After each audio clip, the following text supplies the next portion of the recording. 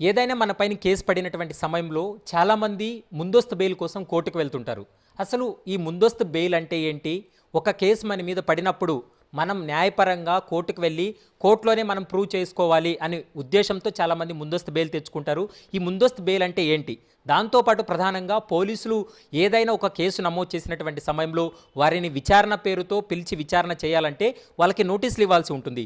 41 CrPC కానీ 160 CrPC కింద నోటీసులు ఇష్యూ చేసిన తర్వాత వాళ్ళని విచారణ చేసి విచారణలో వీళ్ళు తప్పు చేశారని భావించినటువంటి సమయంలో మాత్రమే వాళ్ళని అరెస్ట్ చేయడమా వారిపై చర్యలు తీసుకోవడం అనేది మనం లీగల్గా చూస్తున్నాం. కానీ ప్రస్తుతం ఈ 160 సిఆర్పిసి కింద కావచ్చు 41A సిఆర్పిసి కింద ఇచ్చేటువంటి నోటీసులు ఏ విధంగా ఉంటాయి, పోలీసులకు ఈ నోటీసులు ఇచ్చేటువంటి అధికారం ఏ విధంగా ఉంటుంది, నోటీసులు ఇచ్చిన తర్వాత విచారణ పేరుతో విచారణకు పిలిచి ఒకవేళ వ్యక్తిని అరెస్ట్ చేస్తే ఏ విధంగా మనం కోర్టుకు వెళ్ళి మనం బయటపడే అవకాశం ఉంటుంది. ఈ అంశాలన్నిటిపైన ప్రస్తుతం మనతో పాటు మాట్లాడడానికి హైకోర్టు అడ్వకేట్ ఉమేష్ చంద్ర ఉన్నారు. ఆయన మాటల్లో విందాం.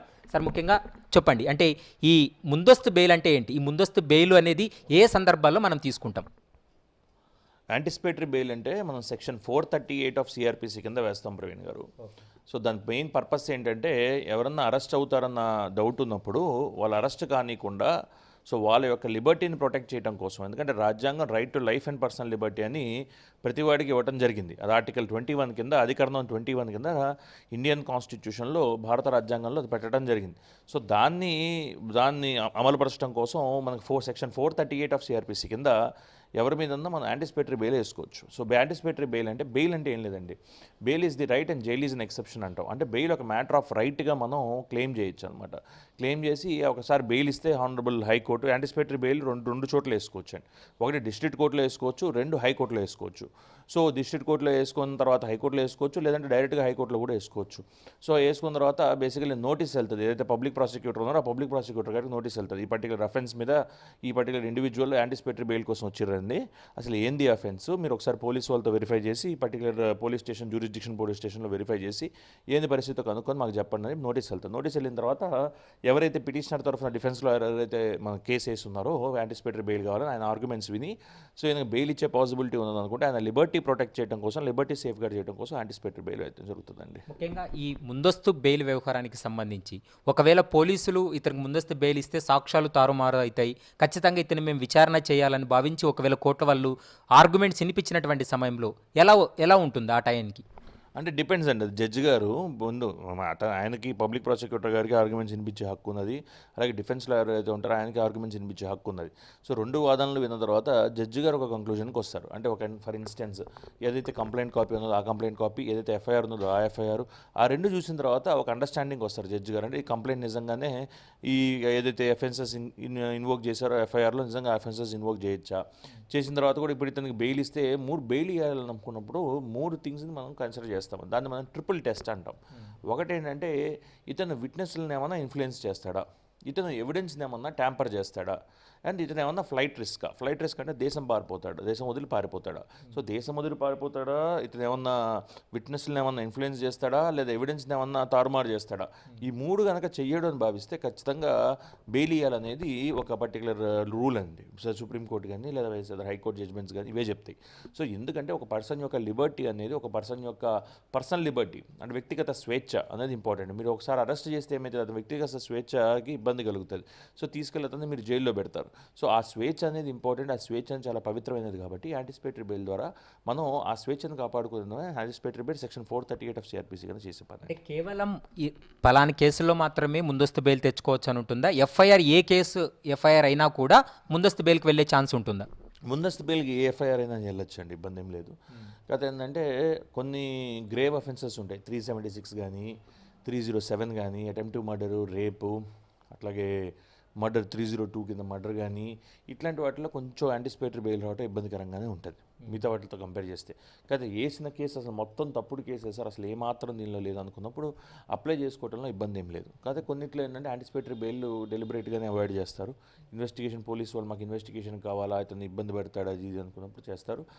ఆ తర్వాత మళ్ళీ మన యాంటిసిపేటరీ బెయిల్ అనేది అరెస్ట్ కానంత ముందర వరకు వేసుకునేది anticipatory bail. I'm anticipating an arrest, నేను అరెస్ట్ని యాంటిసిపేట్ చేస్తున్నా, అరెస్ట్ నాకు జరుగుతుందేమో అని ఊహిస్తున్నా, అలాంటి సమయాల్లో వేసుకుంటారు. ఇక్కడ అందరికీ వచ్చే క్వశ్చన్ మెయిన్ ఏంటంటే ఎఫ్ఐఆర్ అవ్వాలా, ఎఫ్ఐఆర్ కాకపోయినా కంప్లైంట్ బేసిస్ మీద కూడా వేసుకోవచ్చు.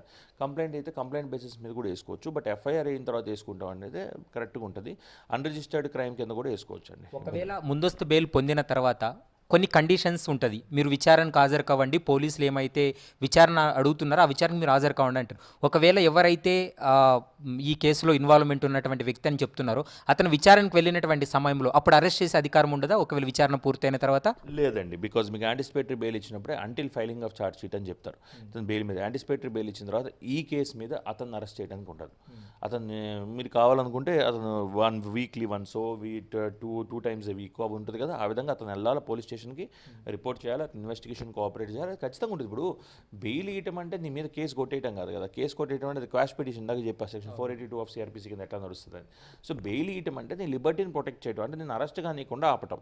ఖచ్చితంగా అతను అరెస్ట్ చేసే హక్కు వాళ్ళకు ఉండదండి. అరెస్ట్ చేయాలంటే మళ్ళీ క్యాన్సిలేషన్ ఆఫ్ బెయిల్ కింద, ఎందుకంటే ఇచ్చింది హైకోర్టు కదా, హైకోర్టు డిస్ట్రిక్ట్ కోర్టు ఇస్తే ఆ డిస్ట్రిక్ట్ కోర్టు హైకోర్టు ముందరకు పోయి పోలీసు వాళ్ళు మేము ఇతని బెయిల్ ఏదైతే ఉన్నదో ఇచ్చిర్రో మీరు ఆ బెయిల్ని క్యాన్సిల్ చేయండి, ఇన్వెస్టిగేషన్ కోఆపరేట్ చేయట్లేదని చెప్పుకుంటే కానీ వాళ్ళకి ఆ హక్కు రాదండి. అంటే జస్ట్ మీరు పోలీస్ స్టేషన్కి పోయినప్పుడు మిమ్మల్ని అరెస్ట్ చేయడం అంటే ఆ పర్టికులర్ కేసులో మీరు మిమ్మల్ని అరెస్ట్ చేయడానికి వీల్లేదు, ఎందుకంటే మీకు ఆల్రెడీ కోర్టు బెయిల్ ఇచ్చి ఉన్నది కాబట్టి. ఈ మధ్య కాలంలో ముఖ్యంగా ఏ కేసు జరిగినప్పటికీ కూడా 41 సిఆర్పిసి అని 160 సిఆర్పిసి అని కొన్ని నోటీసులు పోలీసులు ఇస్తుంటారు. అసలు ఈ 41 సిఆర్పిసి అంటే ఏంటి? ఈ నోటీసులు ఇవ్వడానికి ప్రధానమైనటువంటి కారణం ఏంటి? ఒకసారి కేసు అయిన తర్వాత వ్యక్తిని డైరెక్ట్ వచ్చి విచారించే అధికారం పోలీసులకు ఉంటుందా, లేదా నోటీసుల పేరుతో పిలిచి విచారణ చేసే అవకాశం ఉంటుందా? అసలు ఈ నోటీసులు అనేది ఎందుకు ఇస్తారు? ఈ నోటీసులు ఏం చెప్తాయి?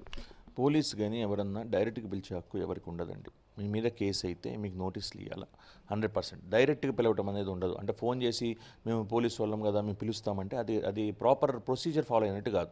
సో మనం కూడా చాలామంది పోలీసు వాళ్ళు పిలవగానే బయలుదేరిపోయి వెళ్ళిపోతుంటారు. ఫోన్ ఇట్లా రాగానే వెళ్ళిపోతుంటారు. మీరు ఇట్లా ఫోన్ అలా రాగానే వెళ్ళొద్దు. మీరు ఫస్ట్ మీ అడ్వకేట్ ఎవరైతే ఉన్నారో ఆయన ఒకసారి కన్సల్ట్ చేయండి. కన్సల్ట్ చేసి సార్ ఇట్లా వచ్చింది సార్ అని మీ అడ్వకేట్ మాట్లాడతారు. మీతో మాట్లాడే తీరు వేరు ఉంటుంది, అడ్వకేట్ గారితో మాట్లాడే తీరు వేరు ఉంటుంది. ఆబ్వియస్గా ఎందుకంటే అడ్వకేట్ అయినా పోలీస్ అయినా వీళ్ళందరూ సిస్టంలో ఒక భాగస్వామ్యులు. సో వాళ్ళకి సిస్టమ్ అది తెలుస్తుంది, ఏ విధంగా ఫంక్షన్ అయితే తెలుస్తుంది, లా ఏంటో తెలుస్తుంది. అటువైపు లా ఎన్ఫోర్స్మెంట్ ఆఫీసర్స్ వీళ్ళ క్లయింట్స్ యొక్క ఇంట్రెస్ట్ లీగల్గా ప్రొటెక్ట్ చేయడానికి ఉన్నది, ఇటువైపు అడ్వకేట్స్ ఉన్నారు. సో ఖచ్చితంగా మీరు ఎవరైనా అట్లా కాల్ వస్తే ముందు నోటీస్ ఖచ్చితంగా ఇవ్వాలి. ఇప్పుడు మీరు ఏంటంటే 41 years CrPC notice, 41 years CrPC notice అనేది ఒక major amendment brought in by the then UPA government అండి. వీ హ్యావ్ టు అప్రిషియేట్ దాన్ని అప్రిషియేట్ చేయాలి మనం. ఎందుకంటే అండి it is intended to protect the Liberty of an individual. ఒక ఇండివిజువల్ యొక్క స్వేచ్ఛని ప్రొటెక్ట్ చేయడం కోసం తీసుకొచ్చింది. ఇది ఏం చెప్తుందంటే మీరు ముందు నోటీస్ చేయండి, ఎవరిని ఇమీడియట్గా అరెస్ట్ చేయొద్దు, ముందు నోటీస్ చేయండి. నోటీస్ ఇచ్చిన తర్వాత ఆ నోటీసులకి ఆయన రెస్పాండ్ కాకుండా, ఆ నోటీసులకి ఆయన మీకు ఇన్వెస్టిగేషన్ కోఆపరేట్ చేయకుండా దాని తర్వాత మీరు అతను అరెస్ట్ చేయండి అని చెప్తుంది.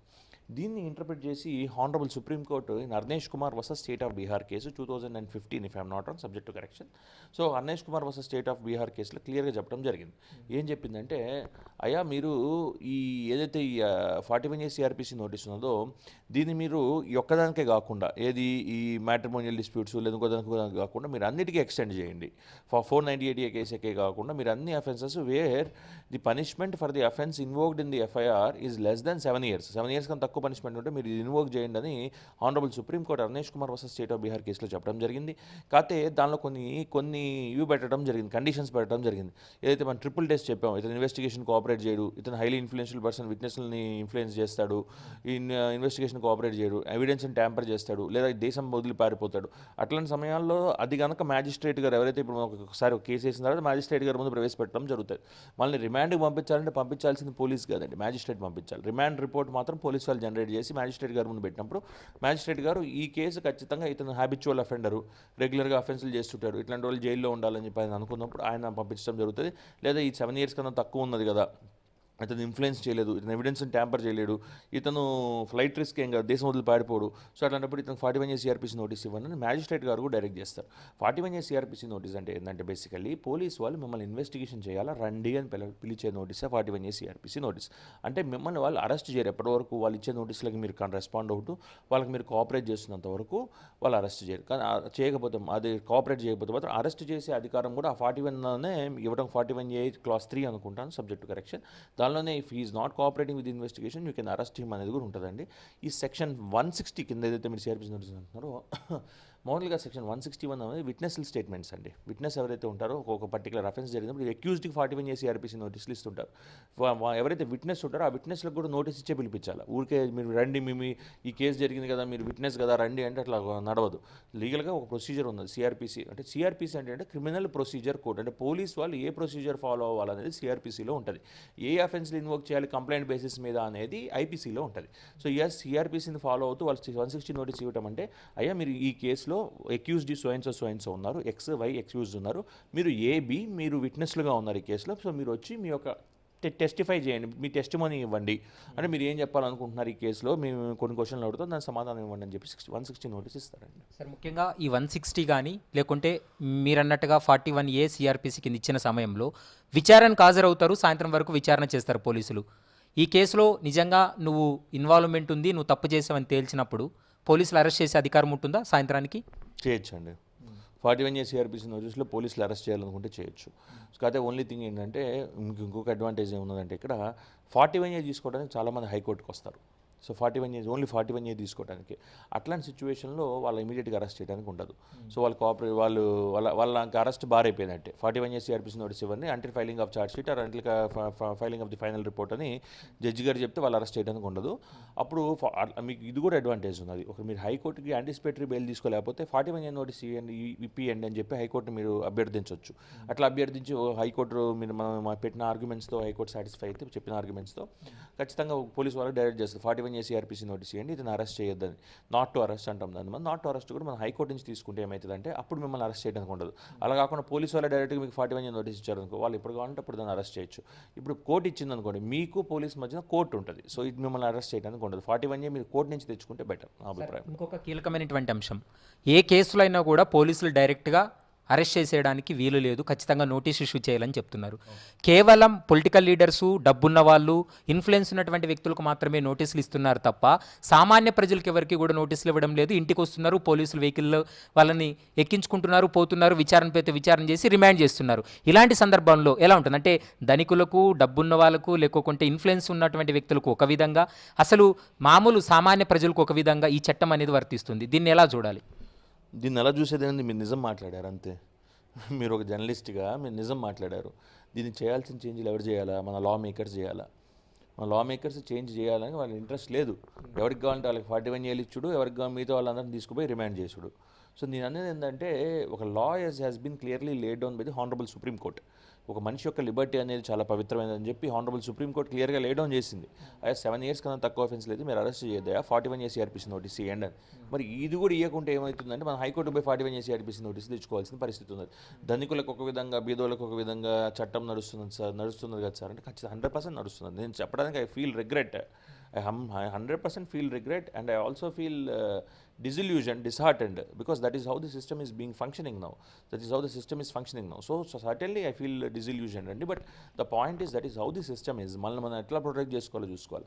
అట్లా మన మీద ఒక తప్పుడు కేసు పడింది అన్నప్పుడు ముందు బెయిల్ తెచ్చుకోవాలా, లేదా 41A నోటీస్ హైకోర్టు నుంచి తెచ్చుకోవాలా. తెచ్చుకున్న తర్వాత దానికి మళ్ళీ మనం క్వాష్ పిటిషన్ వేసుకొని మన మీద ఉన్న కేసుని కొట్టిపించుకోవాలి. ముఖ్యంగా ఎలాంటి నోటీసులు లేకుండా మనిషిని అరెస్ట్ చేసి రిమాండ్ చేసిన తర్వాత వీళ్ళు ఈ నోటీసులు ఇవ్వకోకుండా రిమాండ్ చేయడాన్ని సవాల్ చేస్తూ కోర్టులో న్యాయపరంగా పోరాటం చేసే అధికారం వ్యక్తికి ఉంటుందా? అట్లా ఉండదు. బేసికల్లీ ఒక అతని మీద ఎఫ్ఐఆర్ లాడ్జ్ అయిన తర్వాత 41A నోటీస్ ఇవ్వాలా, అతన్ని రిమాండ్ చేయాలా అనే డెసిషన్ ఎస్హెచ్ఓ గారు తీసుకుంటారు. ఆయన తీసుకున్న తర్వాత ఆయన రిమాండ్ చేయాలంటే ఆయన రిమాండ్ చేయాలని చెప్పి తీసుకెళ్లి మ్యాజిస్ట్రేట్ గారి ముందు ప్రవేశపెడతారు.